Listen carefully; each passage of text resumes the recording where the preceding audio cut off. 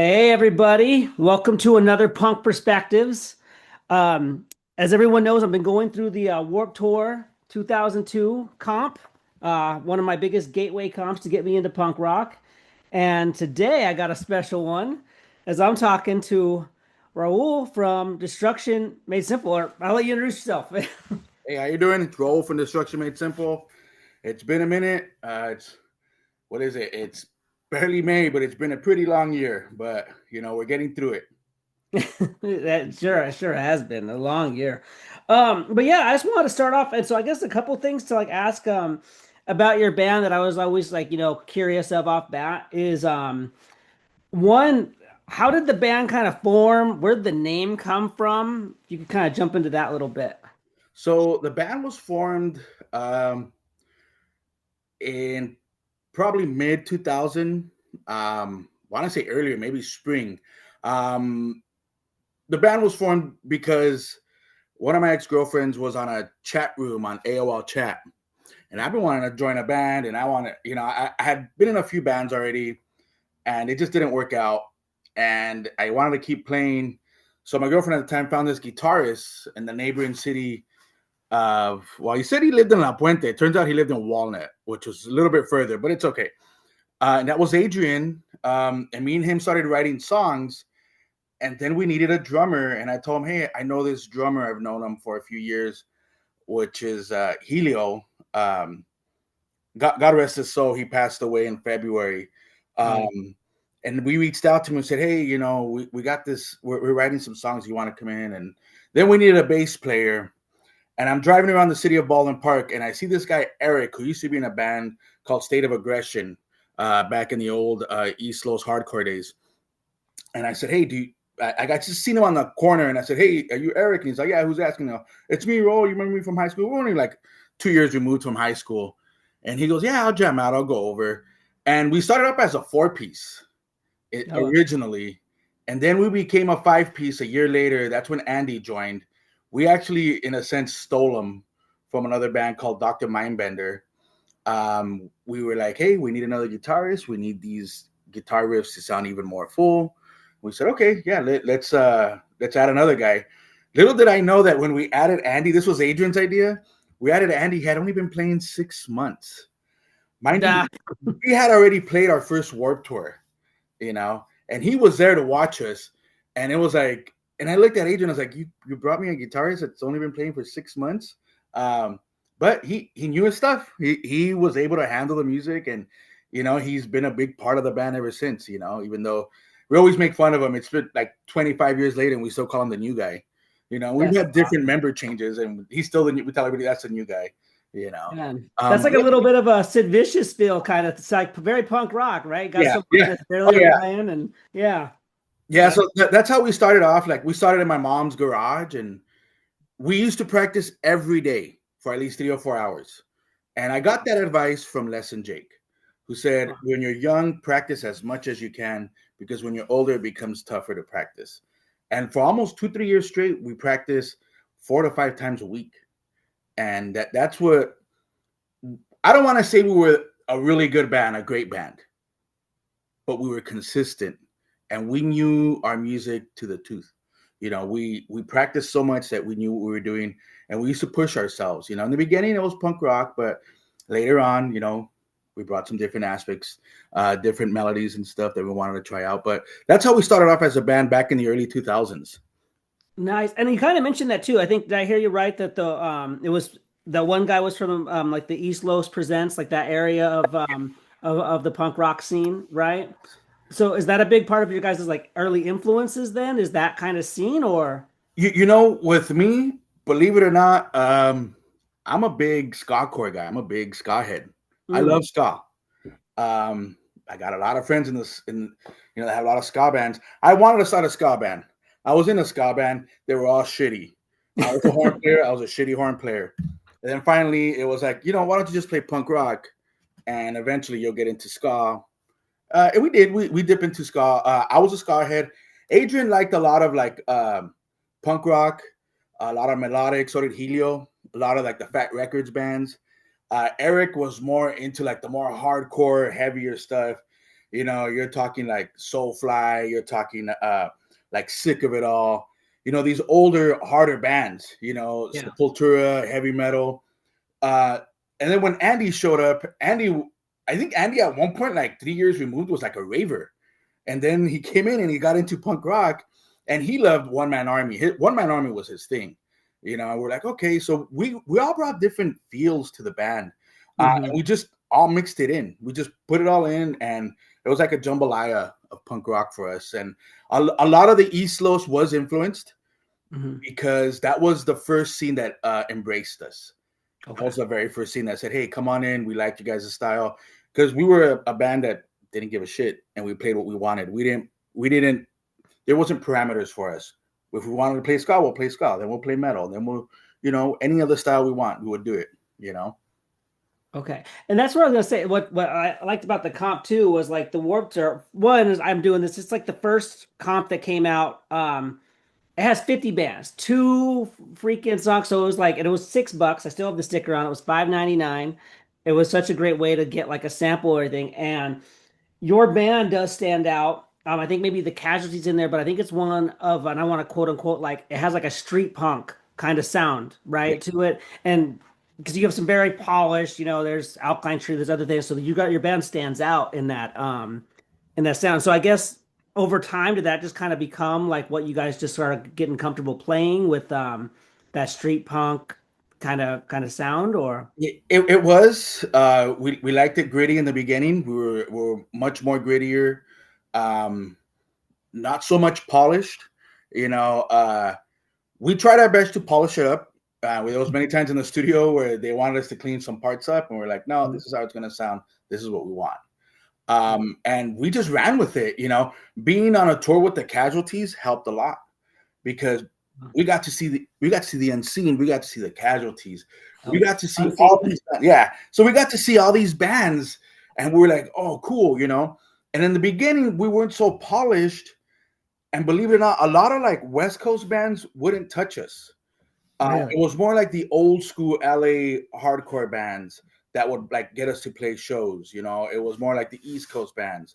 We would play shows with like I think we would play shows with like the Adolescents back in the day. They would get us to play, and they liked our sound, which was all right, cool. But a lot of the newer bands were like, "Oh, you sound nothing like a Fat Band."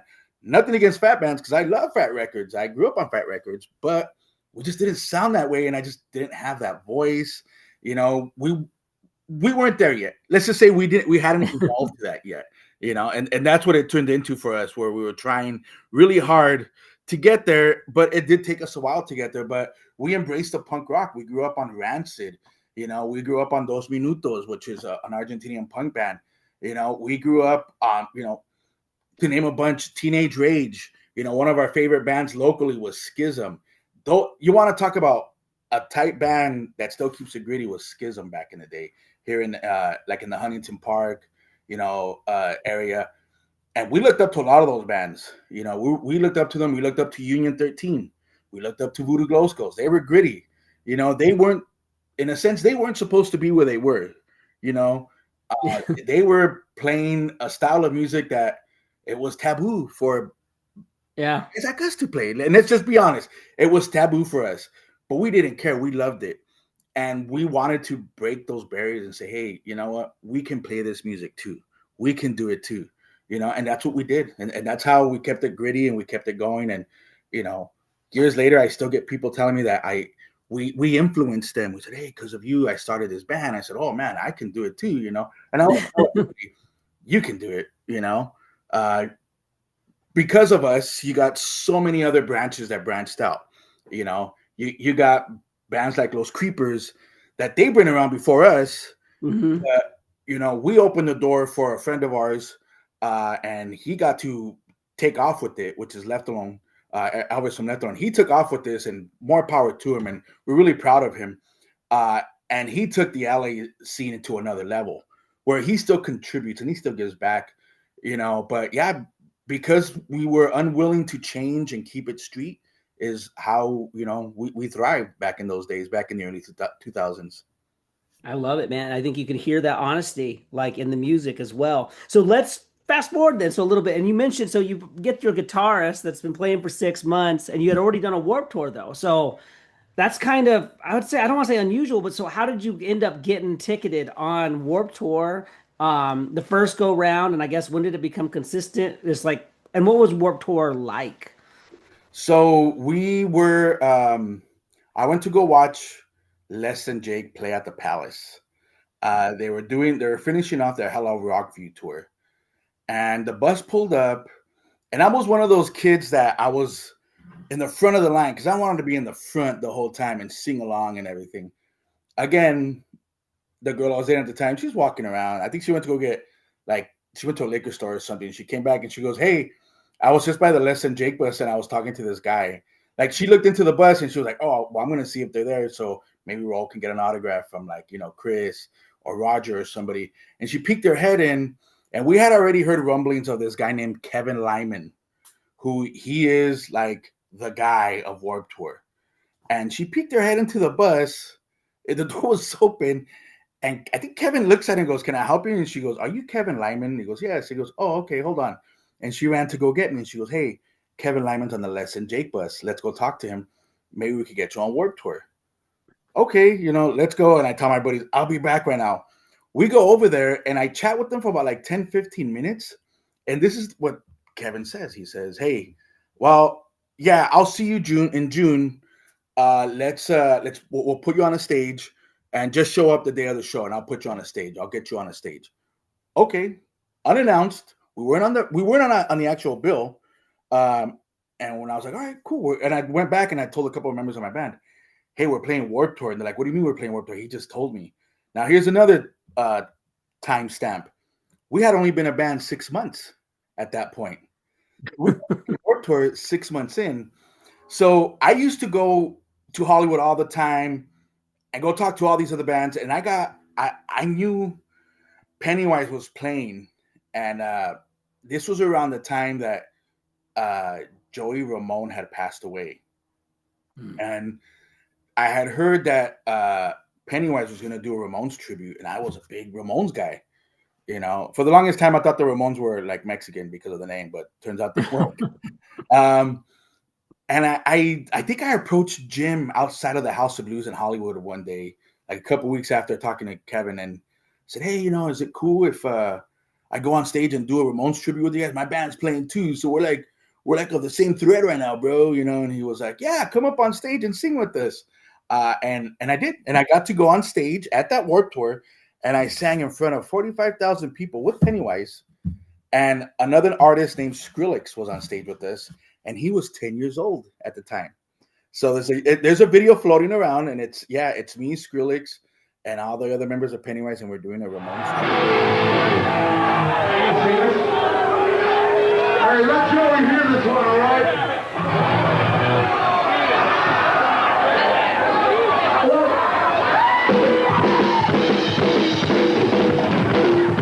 Crank it up, punk.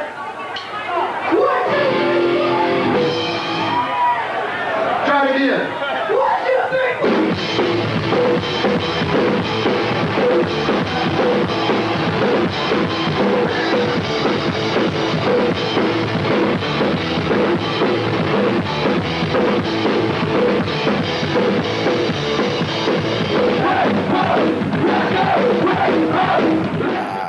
And then that's how we got on Warped Tour, and then that's how we started like talking to people, and hey, Word Destruction Made Simple. Back then, there wasn't social media. You had to do it yourself. And Yeah. we'd pass out flyers, we'd pass out CDs. You remember Warped Tour back then? They'd Oh give yeah. you a flyer. "Hey, my band's playing at this time. Go see it." They would hand you free stuff like, "Here's a CD, here's this, here's a sticker, here's a patch," and that's how you got your name out. And pretty much that's how we did it. It was a lot of guerrilla promotion that we did at Warped Tour and on the streets. We got to know people, and that's what pretty much brought us into the Warped Tour family eventually. We did that one. Then the next year, Kevin says, "All right, you guys are cool. I'll give you half the tour." And I was like, "Oh, half the tour, that's it? That's bullshit." I got greedy. And I said, "No, I want to do the full. I want to do more than the full, than half the tour." And I think, no, I'm lying to you. We got 10 dates. They're all West Coast dates. And I said, "No, I want to do half the tour." and we invaded the Warped Tour. Now, let me clear up the air before I say this. We weren't the first band to do it. The band that invaded Warped Tour before us was Wanted Dead from San Diego, from Oceanside. They showed up to Warped Tour, and they got to play Warped Tour because they simply showed up and told Kevin they weren't taking no for an answer. We got to meet them in 2001, and they said, hey, you want to know the secret? Do this. And they passed on the secret to us, and we did it in 2002, and we invaded. And I remember we showed up to the club, to the kickoff show, and Kevin's sitting there, and he's like, all these other like big lead singers and other like execs and stage hands are right there with him. And he sees me and he gives me this look like, what are you doing here? You're not on for another month on this tour. And I tell Kevin Lyman, you've just been invaded. We want to play more dates on the Warped Tour. And all Kevin says at this point, Kevin knows me and he goes, I'll see you tomorrow, kid. That was it. That's how we got on half the Warped Tour. And once again, it was Wanted Dead from Oceanside that gave us that tip, on how to be on more dates on the Warped Tour. So that's how we got in. And dude, let me ask you then, were you nervous? Like, so when you first did the invasion like that, like, are you thinking like, man, what if they tell us to like completely piss off and like they cancel all our dates? Or were you pretty sure like, no, they are gonna, I guess, what was your confidence level, nervous level? Because I can only imagine just like, no, they're gonna play. Like, that's ballsy, dude. Let me tell you, we raised, I want to say it was about a couple grand. We said, we're going to need this much. A couple grand back then was a lot of money. And we said, we're going to need this much, and this is going to be for gas. And let me tell you, when we did that Warped Tour, they wouldn't pay us on a daily basis. We had to hustle. We had to sell merch. It got to a point where we were stealing food from catering. And catering caught us a couple times, like, hey, what are you guys doing? Like, well, we're hungry, and it wasn't that Warped Tour was like, you can't have food. It was just we were too embarrassed to ask. But were we nervous? Was I nervous? There was a chance that Kevin could have said no, but I think I knew Kevin to the point where he was Kevin during those days was like, fuck it, let's just run with it. And that was the beauty of Warped Tour back then. Like, now it's a huge event. We don't play it no more. And a lot of people are like, oh, they changed the format. I'm not going to go watch it because they have all these other bands I don't like. I'm never going to diss Warped Tour. I don't care if they have Katy Perry again. Warped Tour did a lot for us, and I will never knock Warped Tour ever. But back then, the reason Kevin got to where he got is because he didn't give a shit. He says, I'm going to do this. And hey, this guy doesn't give a shit either. I want him on my team. Okay, come on aboard, Another thing I did too was I started to stage manage one of his stages during that time. That was the Kevin Says stage, the small stage. And I was doing such a good job that Kevin came up to me and said, hey, I want to put you on payroll. Give me some information and I want to start giving you money. Give me your social. And I told Kevin, I'll make you a better offer. How about you don't put me on the payroll and you just get us all catering passes so my band could eat. So I literally stage managed so my band could eat, not even for gas money. And that's how we did it. And a lot of it was like grassroots, we had to grind it out on certain days of the Warped Tour, Later on, those years after, then we were, finally, we started getting some more money. The Warped Tour was like, all right, you're on the payroll. Here you go. And it got easier, but the first few years, we had to fend for ourselves, and that's how we did it.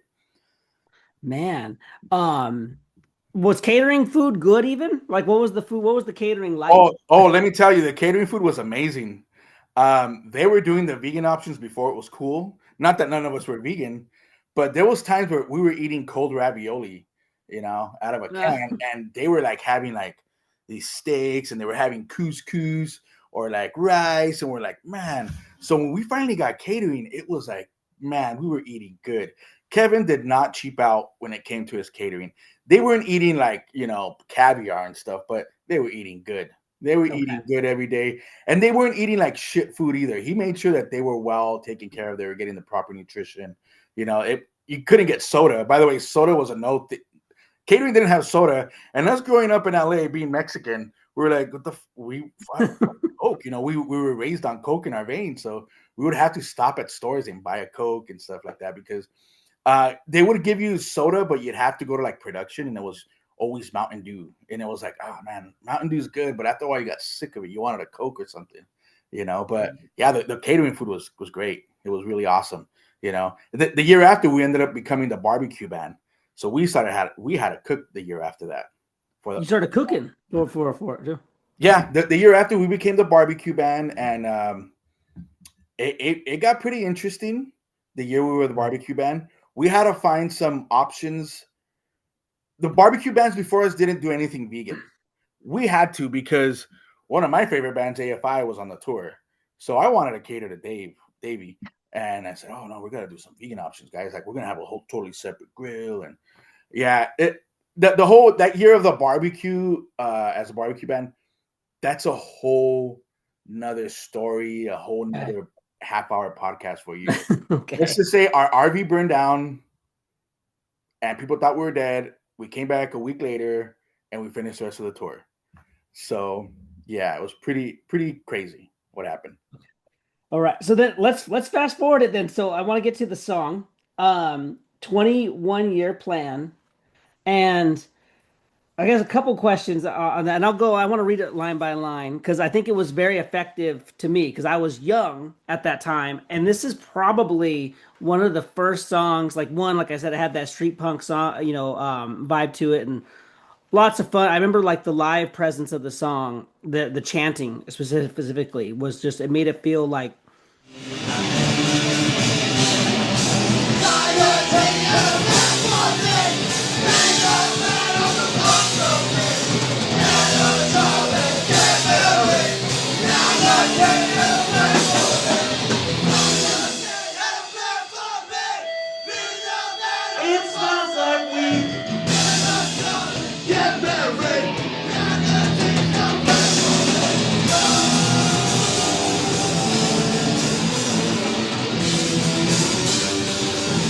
Goosebumps even thinking about it, but I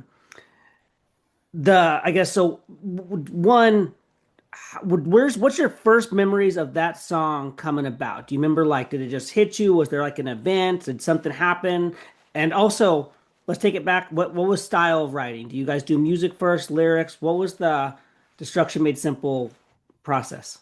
That's one of the few songs where the lyrics came first. Did it? The chanty part. I will say was influenced by how do I say this in a way where I don't sound like an ass and still give the remaining members credit. By the now defunct Anti-Flag, as I can say. Yeah. I was a big Anti-Flag fan. And it was like they had these chants in most of their songs, and I wanted to emulate that, and I wanted to somehow copy it. What's the best form of flattering is, copying. And that's what we did with that song. And I just told the guys, hey, look, I got this song. And I remember Eric, our bass player, he was sitting there and he was like, at first our guitarist was like, I can't write anything to that. He was like burned out. We were trying to finish an EP. He goes, no, let's hash this out. And I remember me, Eric, the bass player, and Helio, our drummer, we just kept hashing it out. And we came up with something. And then at the end, it was just like this chanty, like Helio just started hitting the drum and he kept on doing it. And we had stopped playing because we were jamming and he kept on doing it. And then I just kept on singing to it. And that's how it clicked, and we added a lot of stuff to it. There's a lot of aspects in that song where it's not just for us, it's for people graduating, what was the American dream? You graduate high school, you get a job at the local factory, you get married, you have a kid, you get a mortgage, and that is the rest of your life. We wanted something a little bit more than that. And that was kind of like I don't want to say not plead, but it was kind of like telling our parents and telling everybody that we knew, like, we're not going to go that route. We're going to do something different, The second verse, when you hear it, it says, die at 2 and in agony. That's actually about the heart condition I was raised with because I was supposed to die at 2 years old. I had this heart condition. They said, "Oh, he's not going to survive past 2." Got a heart operation, and and I walked away, and I'm fine now. And that's kind of like the resilience of you have the resilience, keep moving forward, and you can do whatever you want. In a sense, like Bad Religion, do what you want. And that's what a lot of that song came from. It was a lot of like younger angst. I don't want to follow the same cookie cutter life that everybody else has been doing for most of their lives. In the band, there was 5 members. 4 of us were the youngest in our family. 4 of us were the babies. Mhm. So all of our brothers were older. They probably most of them married kids. We didn't want to go that route. We said, no, we want to do something different. And that's what that song was about. That was kind of like, hey, this is what we want to do, and this is how we're going to do it. And that's what that song is. And it became an anthem here in LA. Yeah. I think the first time we played somewhere like I want to say in South Central at a hall, and I heard people chanting it, and it really like caught me off guard. Where I was like, "Whoa!" And nowadays, it's like that's our closer. We call it the K-Rock song. We tell everybody, "All right, let's play the K-Rock song." That's our closer, and we always close with that song because that's the chant. Everybody knows that song, But yeah, and that's been our anthem now for the past 26 years. Yeah, 21 years now since the 21-year plan.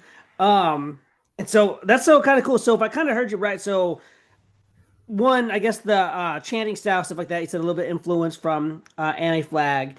But the lyrics did come of kind of, I guess, like you said, kind of like just your life, Personal lives, yeah. condition, things like this, and also seeing like your brothers and such grow up, yeah? Yes. A lot of it, like I said, a lot of us were the youngest in our family. So Mhm. all of our older siblings they got 40-hour-a-week jobs, or Yeah. they were in school and they were like about to get married, or they had kids already. Where we didn't want to go that route. We're like, no, things got to be different. Something's got to give. Yeah, and that's what's cool too. Is like it's like I was so young too, and this is like when punk rock really did start becoming influential. And I loved. There's so many different like types of your brain that's in punk rock, right? And that's why like there's songs that are about relationships, and there's just some about betrayal, things like this. But this was the one you got that street punk sound, and I remember kind of taking it back, like and I'm gonna go through it line by line here with you and kind of pick it apart, but. Exactly. It's what really made me like I guess become a punk, if you will, or really live that is that you saw, like you said, so many people just living this life unhappy, may I add too, working jobs they don't like for what, And so punk kind of always kind of taught me like, no, I'm gonna fucking we only have this like, not to be cliche, but that one life, to live, you gotta really just do yourself and be happy with it. Which I was gonna, so I'll get to it then and ask some of the questions then about about your heart then when we get to that line.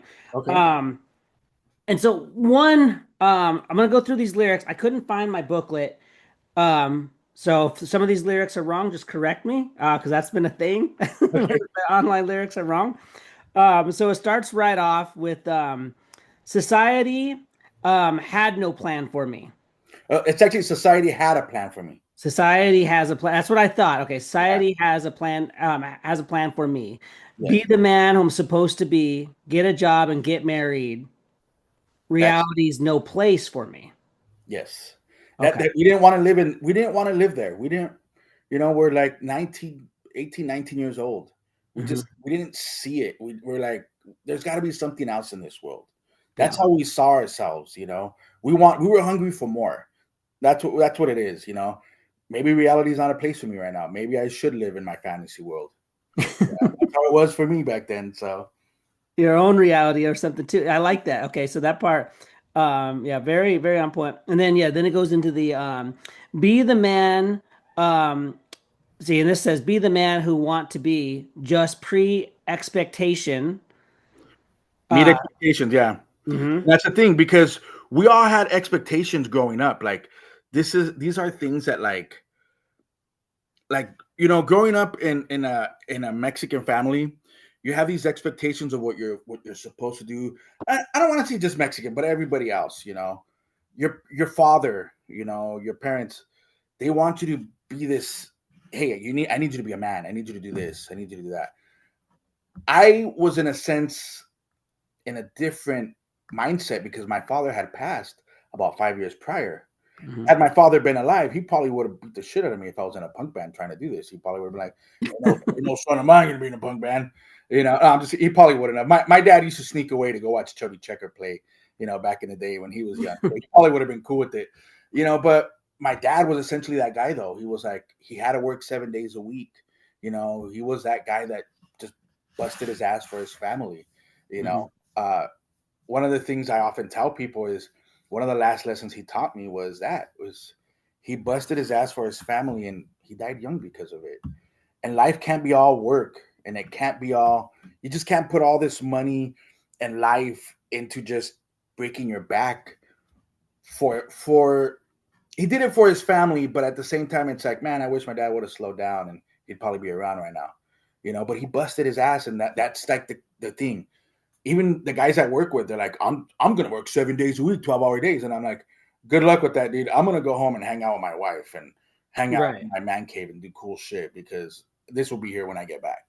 Yeah. And that's still my expectations to this day. It's like, I'm not saying I'm not gonna work. What I'm saying is like, hey man, everything in moderation, Yeah.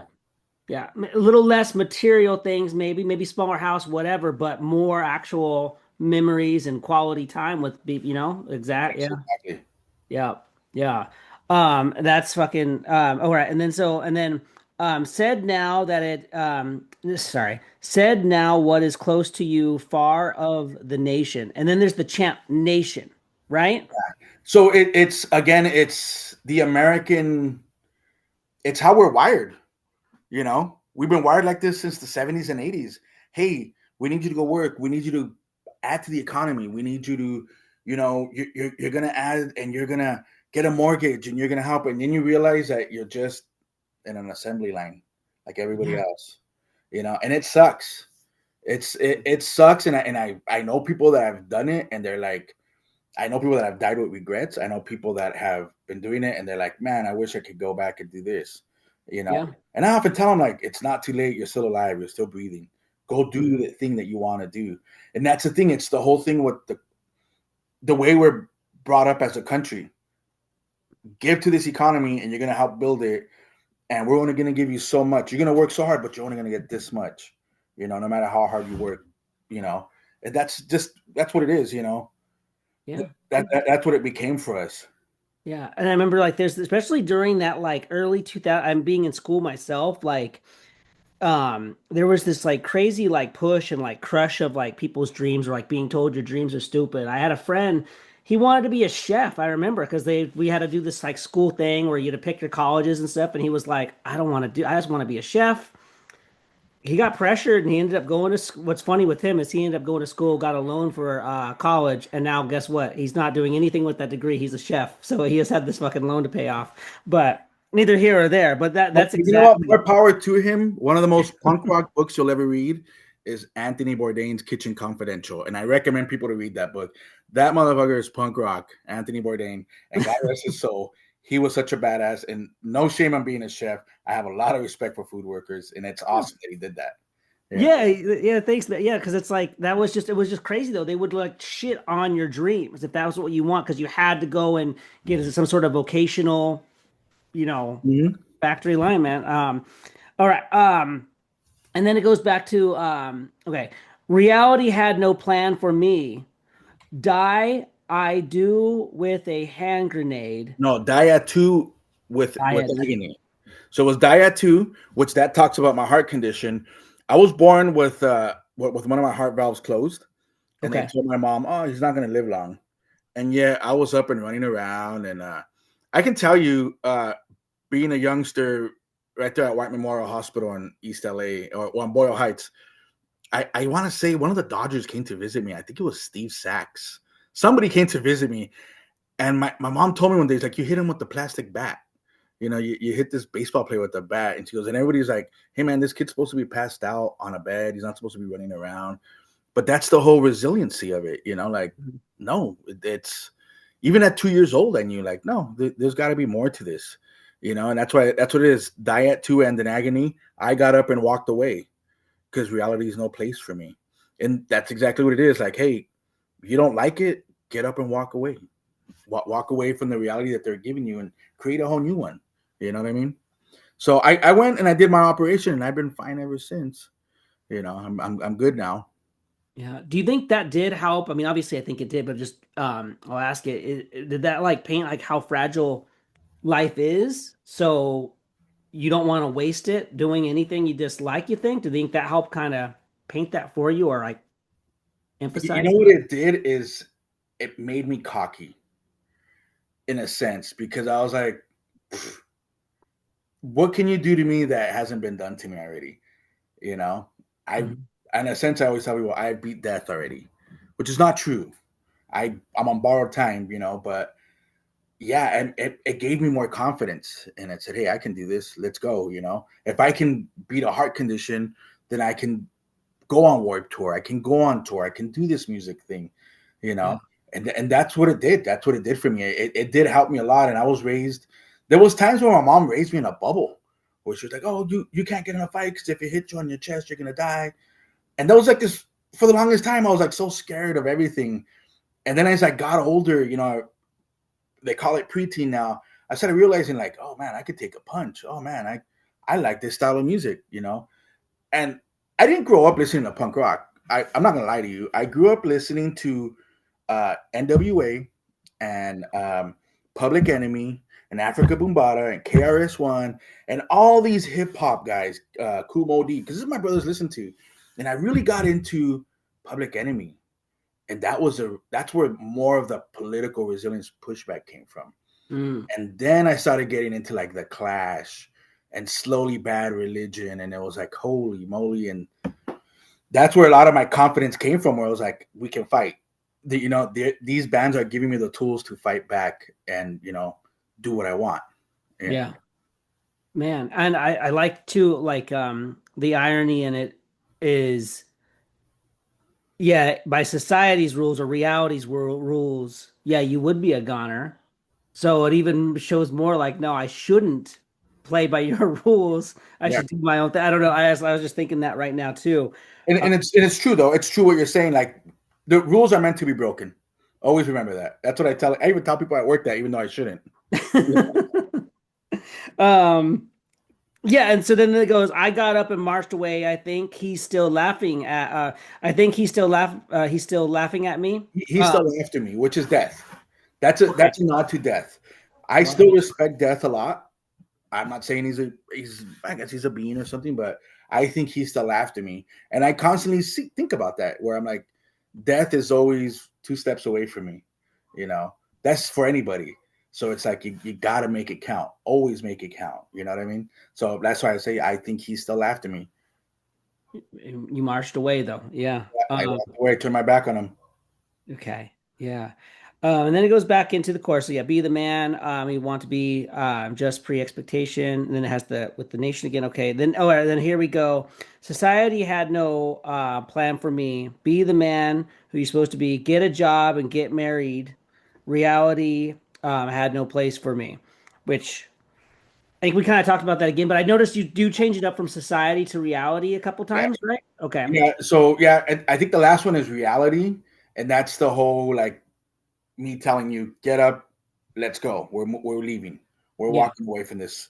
It's like you're at this huge conference table, and at the end of the song, I'm telling you, get up. We're walking away from this. This isn't for us.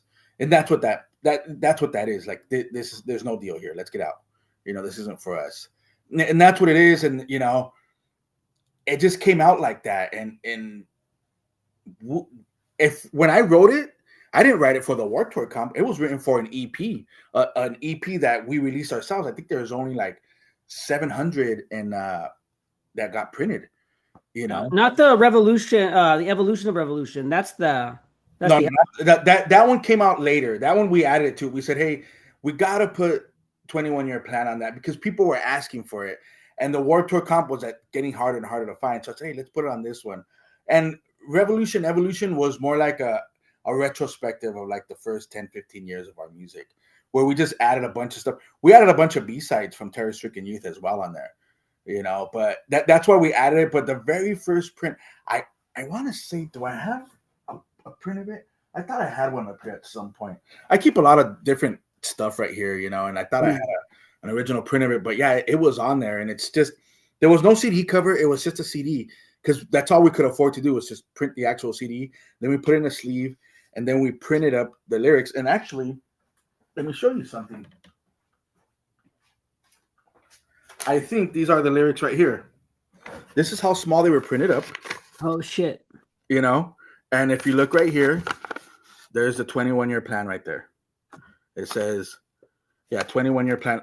Don't laugh at me. I'm gonna put on my wife's glasses. But yeah, look at it's medicine and 21-year plan, and there was 4 songs: Vision of Things to Come, DMS Waltz, 21-year plan, and Medicine. Medicine was like a song that got put on so many records. AF liked it. We're like, hey, we want it for the record. We're like, dude, we've already recorded that song like 5 times because like everybody loved it. And like, no, we want that song on the album. We're like, okay, you know. But yeah, it's pretty crazy. Like the lyrics are on here, and I could barely read them. All this stuff was done on Microsoft Word. Yeah. All these images you see were like wingdings. You know, I don't know if you remember wingdings back in the day on Microsoft Word. That's all that is. It's just clip art. Yeah. And that's how we had to do it back then. We didn't have AI. We didn't have like designers do our flyers like that. It was just us and our old laptops, our old, you know, Dell computers that we had, or HPs. That's how we did it at home.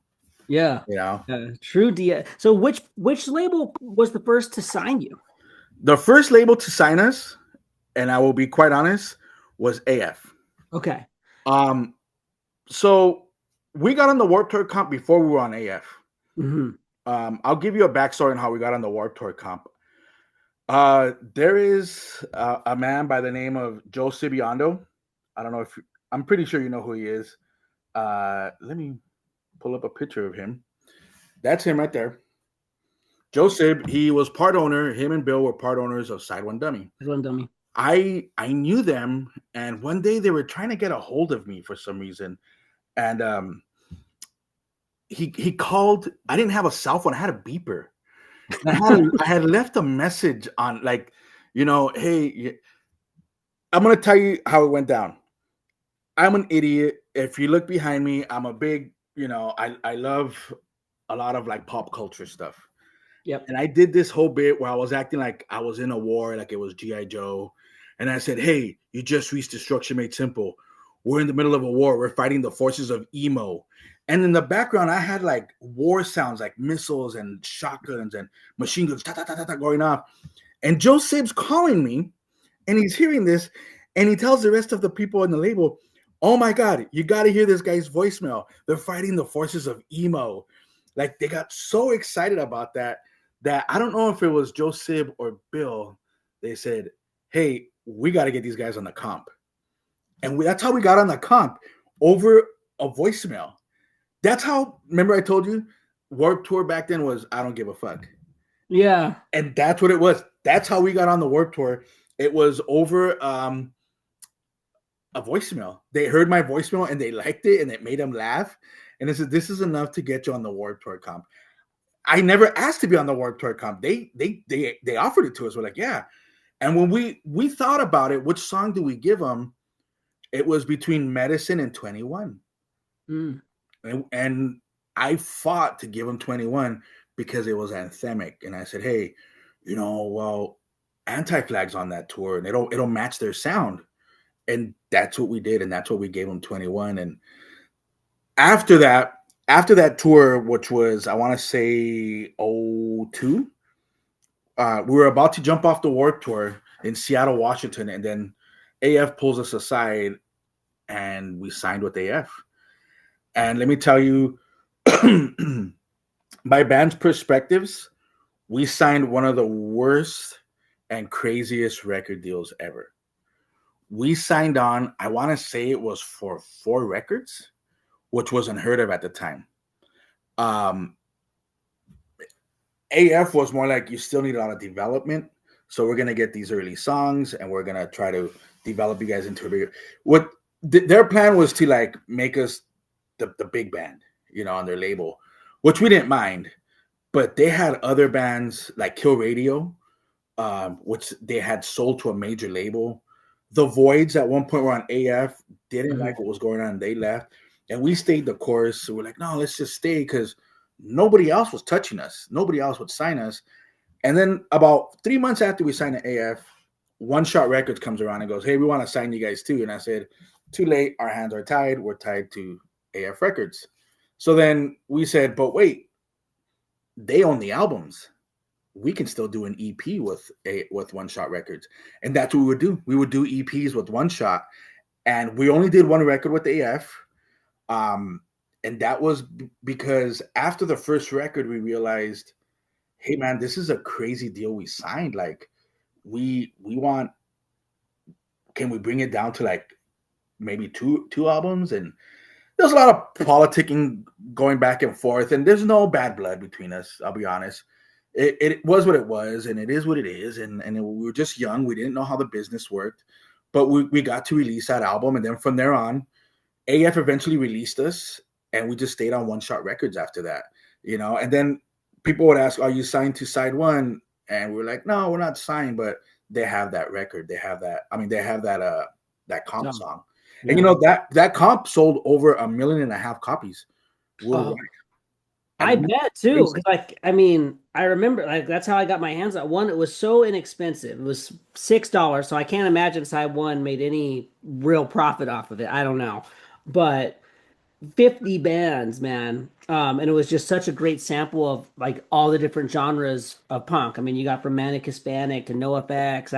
You guys, it was just so different. And that's also like I would use it as like a shopping list. I'd go into the record store and be like, all right, let's find this record, let's find that. And that also explains then to why it did take so long to find an album that had that song on it. Because I remember I was like hunting for it. I was like, I want to get that one. And then finally, years later, and so you said about 10 years later, so that would have been like 2012, you then did Evolution or Revolution?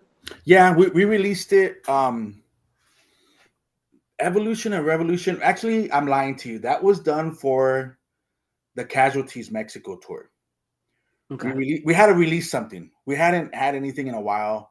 Okay. And they said, hey, let's get all the stuff from AF that you didn't put out, and let's get the other EP. Because we did do the like you said, there was one prior to that, it was a split with the band from TJ called Los Karma. And that had 4 songs on it. And they said, let's get those 4 songs, and let's get these songs, and let's get all these unreleased tracks, put them on there. It'll be a retrospective of the past 10 years or whatever.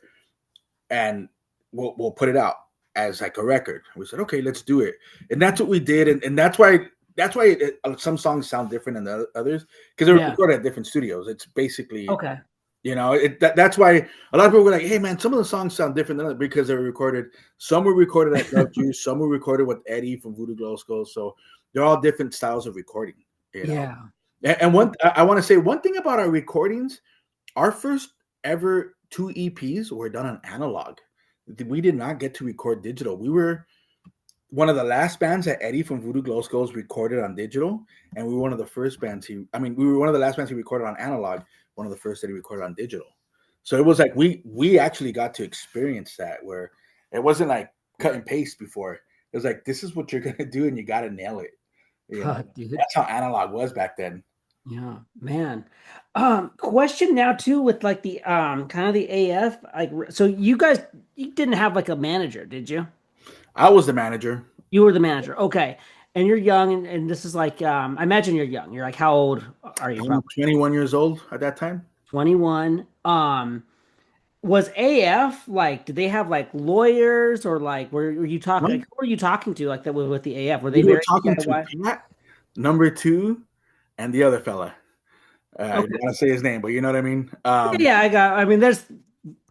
And I always hate to say this, the artwork of what Anti-Flag did is still fucking amazing. That individual, that fucking sucks, and it really sucks. But okay, and so I was curious on that, and then was that like their first offer then, and you guys were like, okay, we'll sign it, or was there like any negotiation of like, hey? There was not really no negotiation because we didn't really know. We were like, yeah. The best way to put it, we're like this young baseball player from like the Dominican Republic. Mm-hmm. And this baseball team comes and offers you this crazy contract. We're like, we'll take it. Okay, that's what I was thinking.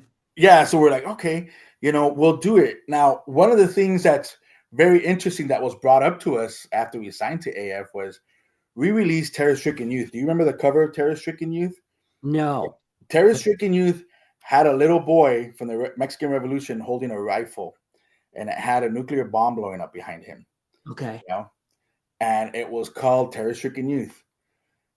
Fast forward 6 months later, and this could be coincidence, but to us, we like punk rock conspiracies.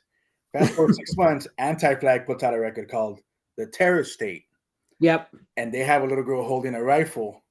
And it was brought up to us by another band going like, hey, doesn't that look really similar to yours? And we're looking at them, we're like, what? And they're like, just saying. And we were like, wait a minute, it does look really similar to ours. And I'm not saying they got influence from us, but I guess Kids with Guns back then was a cool thing to do on your record, on your album cover. Even though our kid was from like the 1900s, but yeah, that's something that I tell people to go check it out and go look at it, and they'll be like, oh my God, it's the album names and the cover art is really similar. Man, I'm trying to think now of like other album artworks that would have kids with guns on it. Fuck. By the way, our album never made it to Japan for that reason, because it had a nuclear bomb on it. They don't sell anything with nuclear bombs on it in Japan. I get that. Yeah. So, yeah. I can sympathize with that one. Yeah, so it's like I totally get it, but yeah, it was like. So did you make an alternative album cover for them, or did you just say, "Well, this won't"? That was AF's. That was all AF's part. Okay. There was certain things that we didn't do, that clerical stuff that they did, which was like their office people were wonderful, by the way. They're people that they had working running their label. They were really cool, really nice people. Like I said, even now, like there's no bad blood. Yeah, we signed a crazy deal, but I never held it against them. I was young. Yeah. And, they were just looking out for themselves, and as a company. So I don't blame them. It is what it is. If I ever see the other yeah. Now it's been 21 plus years since 21-year plan. Yeah. Fucking, what is that, like 24? Yeah, I can't do the math. I'm bad at math. Yeah, but 24, 25 years. So how has that plan been? You have a job, you have a 9 to 5 now, or no? Like, where's that part coming? I do. I got a job that pisses off the president. Okay. And I used to, a few years ago, like about 5-6 years ago, I was working these dead end jobs, you know, and finally I said, I got to get a job that's going to make me good money, and I'll make good money, and, my family will live better. And, I'm a union electrician now. It's what I do. And you'd be surprised how many punk rock dudes are in the union. There's a lot of punk rockers. I don't know if you know Timmy Chunks, old school New York hardcore legend. I actually work with Timmy Chunks. A lot of people know him. Mm-hmm. Yeah, I mean the homie from the Grim, he's a union electrician. There's so many people out there that you'll just see their arms and they're covered, with punk rock tattoos. Yeah, I mean unions. I think. I mean, if it wasn't for unions, we wouldn't have the fucking 40-hour work week. You can get into it. I mean, basically, it's because of you. And unions protect, one, the quality of things, the safety of workers. I mean, I think the Dropkick Murphys, one of my favorite bands. Union. Yeah. So I think that's very punk rock, actually. And what's funny, you get into that part too. Not to go on another spiel. There's a comparison out there. Again, so a lot of my peers that I grew up with that they did go to college because, maybe they were forced to, whatever. I don't want to get into the reasons. And my friends that decided to become electricians or plumbers, and they went through those they're making probably better money. Not saying, but I'll say they have probably better quality of life, at least. I don't know. That's exactly what it is. It's a better quality of life. The union doesn't pay me, but let me tell you, if you get a chance to do a union job, take it. So you're asking how's it been 25 years later? Yeah. Well, I'm on my second marriage. Okay. This second one's going well. We've been together like 16 years now. I got a son. He's 23 years old. Interesting fact is, I'm that get off my lawn dad sometimes. Sometimes he'd play his music really loud, and I'm like, "Hey, turn it down." We got neighbors, we were living in an apartment, and it kind of sucks because I was that dad to him sometimes, that anti 21 year plan dad. Or I Yeah. was like, "Hey, I need you to do it," and I was a little bit harder on him because I didn't want him to make the same mistakes I did. You know, um, I made plenty of mistakes through my life, and it's not to Mhm. say that mistakes are bad, but it's part of life, and you live and you learn. Mhm. Had I known back when I was 22 years old, I could have joined the union and still done punk rock. Probably would have done that, and I never would have taken any of these retail or like these customer service jobs that kind of worked around my punk rock schedule. You know, when I was touring the Warped Tour, I worked for Lens Crafters, and I made glasses, and I worked there 8 months out of the 7 months, and I was gone for 5 months because I would tour, and they Yeah. were cool with it. They were like, "Yeah, go ahead, we'll see you later," and I would take a leave, and that's why I stayed there because I was like, "Oh, that was a really cool job." Eventually, they kind of like they didn't go out of business, but they changed their format, and guys like me got phased out. But most of us now, most of the guys, I would say Eric, our original bass player, he's not married. He's still about 21 year plan. Does what he wants still. But the rest of the guys, Adrian has kids, Andy has kids, I have kids. Um, he, Helio, like I said, Helio passed away in February, and that really broke us. Yeah. It So, really broke our hearts. Um, and I want to say right now, mental health is very important to us. We have a song called "The Last Stand" that's against uh, suicide, and we lost him, but he had kids. He was going through a rough patch in his life, and that it sucks because I really wish he would have reached out to one of us and called us. Because we would have gone to his side right away. And you never know what somebody's going through. You know, and let me tell you, how has my life been? It's pretty cool. Um, I have a nice house in West Covina. I drive a big truck because I need to for work.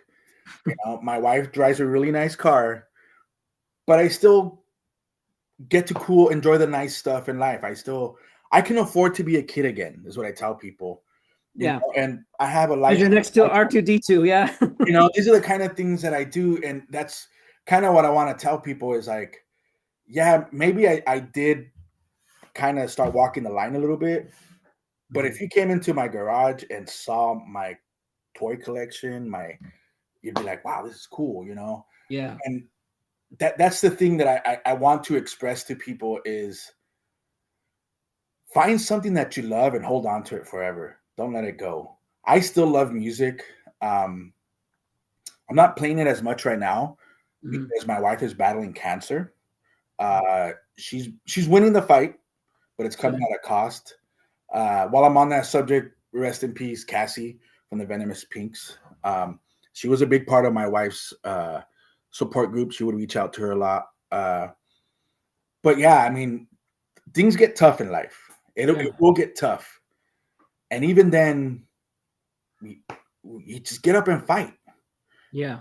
and you move forward, and we'll find a way through it, and I guess that's where we're at right now. Where like things do get tough, just because Adrian has this house and rancho, and he has 3 kids and everything, and when you look at it from the outside, you're like, oh man, he's got it made. Like, no, he still has his little struggles here and there that we talk about. Like, man, Mhm. my AC broke down. I gotta pay for that, and you're like, man, that's rough. That's crazy. That's a huge expense, But there's just things like that we deal with, and as crazy as it sounds, we wrote a follow up to 21 Year Plan.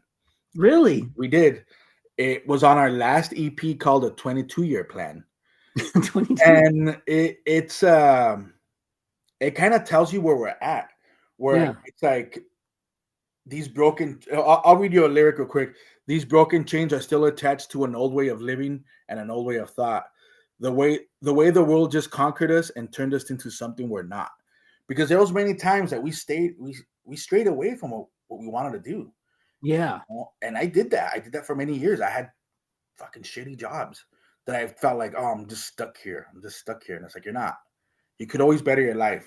You know, it's not, you don't always have to be on stage. I bettered my life by getting a union job, you know, and that's Yeah. what I do. And like, it shows, it's night and day from when you get a great job and do something that you love and do it with people that, you know, my coworkers are amazing. They know what I'm going through at home, and you know they're very supportive and everything, you know. But yeah, that's kind of where we're at right now, and I guess we bent, but we haven't broken yet, you know. Yeah. Um, Man, that's so many things come to my mind right now too. I mean, thinking about that voicemail of you just having fun, and that's what lands you getting on the comp and all the maybe the other opportunities and stuff from it too. And there's a Reagan Youth quote about like the best form of rebellion is actually having fun. And so I want to kind of emphasize on that. Maybe that's why you wrote 22 Year Plan. Now, when you do hear that song, I don't know, do you listen to your music here and there often? I do, I Okay. do. Sometimes I got to take a refresher course because we'll play a show. Hey, we're playing this song. I'm like, oh fuck, I don't remember it, so I have to Yeah. go back and listen to it, you know. So So how does that song hit you when you hear it now? I that song will always be an anthem for the younger generation, and they can have it, and they can use it, they can rewrite it, they can cover it, they can Mhm. make it reggaeton, they can make it ska, they can make it whatever they want. That belongs to the younger generation, and it always will be for them. And that's just a template for them. Like, hey, we don't know what your plan is right now, but it's okay not to have a plan. It's okay to walk away until you figure it out, you know. And that's probably the best way, and that's something that I would tell my nieces and nephews that are about to graduate. Don't go out and see the world. We got to see the world. Destruction made simple. We traveled. I got to do. I love baseball. I got to see so many baseball stadiums on the road. We used to play during the day, and at night to be a ball game. You'd be shocked how many of those artists on Warped Tour used to go to those ball games, and we used to go and have beers and go watch, you know, the Cleveland Indians play. And was like, cool, let's go, man. You know, that was fun. And half the time we were broke. We were broke half the time. We maybe had 30, 40 bucks in our pocket. You know, we got a beer and a hot dog, and that's how we survived. You know, and yeah, I mean that's what that song is generational now. I don't feel like it's I shouldn't play it no more. No, it's still a message. There's still a message to be told. You Mhm. know, the 22-year plan. There's a message there. It's like for the older crowd, like, hey, we're still here. You still here? We can still fight while there's you know while there's still life in us. We can still fight back. You know. Fucking love it, dude. Now question on this: you saw a lot of baseball stadiums. What's your favorite? Who has the best baseball stadium? Baseball park. Ooh. All right, look, I'm a diehard Dodger fan. Right. Diehard, diehard, diehard. I get it. They have painted history, and Wrigley Field, hands down. Really, the Cubbies. That stadium is just like I got to sit and I got to see Sammy Sosa hit one out into Addison Boulevard, and that was just epic, man. Like I got to go see Nomar Garcia Parra play for the Cubs. This was in the mid 2000s. The the whole area around Wrigleyville was like awesome. I like the Cubs. Don't get me wrong. I do like the Cubs, but my heart is with the Dodgers, and Yeah. that place is a party. You know, where I think the coolest thing I seen there was a guy trying to walk in with the White Sox jersey, and security said, "Hey, dude, you walk in there with that jersey, we ain't gonna protect you. Just telling you right now, you either take it off or you're gonna get your ass beat." And I was kind of like, man, they're even more brutal over here than at Dodger Stadium. Because Dodger Stadium has this moniker that we're brutal fans. Not really. Mhm. We just yell a lot. We're like chihuahuas. We just bark, Yeah. you know. I haven't been to a ball game in years because Yeah. though I make good money, I'm like, I don't know if I want to drop a 400 or 500 bucks to go to one game because I'm real foo-foo. If I'm not sitting near the field, I'm not going. I can just watch it on TV. You know, I'm like, nah. And honestly, right now with everything that's happening, I've made it my personal choice not to give them my money. You know, I stream the games off of a server, but I don't give the actual Dodgers my money right now because of everything that they're tied with. You know, it's like no, I That's right. I forgot they had that whole. Right. Yeah, and a lot of people are like, oh, well, the Dodgers did this, and I'm like, I know, but sometimes that's my little escape that I have, and I don't watch religiously, but I make it a point not to give them my money at this point in time. Yeah. You know what I mean? It is what it is. Did I get excited that they won the World Series last year? Yes, but yeah, I don't really hand them none of my hard-earned money right now. It's like no. I could buy an action figure with it. I could buy something else with it. Yeah. Well, Raul, I think that covers everything I want to ask on there. Such a kick-ass fucking band, dude. Oh, I didn't get to that part. Where did the name did or maybe you did. How did you think of the name? Destruction Made Simple. It was always a clever name to me. Because it's something you can do very simply. Destroy So something. hold on, give me a second. I want to give them this proper due.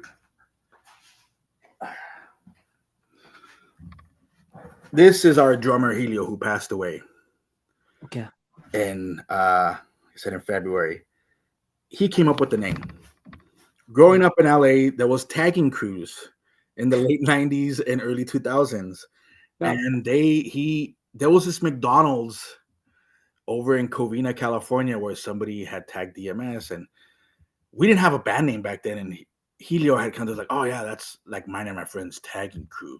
It stands for Destruction Made Simple. And we were like, we're all looking at each other. We're like, And back then, a lot of these bands had like the world's longest names, like From Autumn to Ashes, and Typewriter Suicides and all that stuff. We were like, that name's too long. It's not punk. They're gonna think we're emo. And I'm like, no, it'll work. And we ended up going with it. And so then that's where it came from. It came from a tagging crew called Destruction Made Simple. Little did we know that it's also a crew back in New York City called DMS, Doc Marten Skins. And much respect to those guys. We actually talked to a couple of those guys when we were back east, and we kind of told them like, hey, we didn't mean to infringe on you guys. We just didn't know. And they were cool with it. They were like, all right, no, that's cool, man. Like, no worries, Mhm. And they've been to a couple of our shows. We toured with some of their bands, and they've always been respectful. And like I said, shout out to those guys. And yeah, that's where the band name came from. So when a lot of people say DMS, I'm always like, you mean Destruction Made Simple? I try to steer away from the DMS and then say Destruction Made Simple. Destruction Made Simple. But Yeah. it was a tagging crew. It started off as it never flourished. They never did this grand mural off the or anything like that. It was just in McDonald's restrooms where they It tagged. was just like one of those typical like back in the day tagging crews. But that's dope, dude. I like that. Yeah, so it was our drummer, Helio, God rest his soul. It was his idea to call us that. Okay. Awesome. So now I think with that one for sure. Yeah, I got all the questions I think I wanted out on this song. Um, maybe I'll have to do another one later with you to hear about the 22-year plan. But no, I appreciate it. So I guess before I let it go, anything else just off the top of your head you think maybe should be known about that song? I want people to know that our music is for the people. It's always been for the people. Mhm. Um, that's one of the very few songs where I make it self-centered and I use the word I. As I wrote music back in the day, I never liked to use the word I because I didn't want it to be about me. I wanted it to be about us. Mm. And that's actually one of the few songs that's about everybody, even though I say I in it. Like, I got up and walked away. And it's an anthem for generations. They can have it and use it and do what you want. I'm 46 years old and I collect action figures and I collect movie props, and that's what I do. And I still love it. And don't ever let people tell you what you can and can't do, no matter how old you are. Fucking amen. All right. I think I'll leave it at that, dude. All All right. right. All right. Thank you so much for doing this. Thanks, boss. Have a good one. We'll see you soon.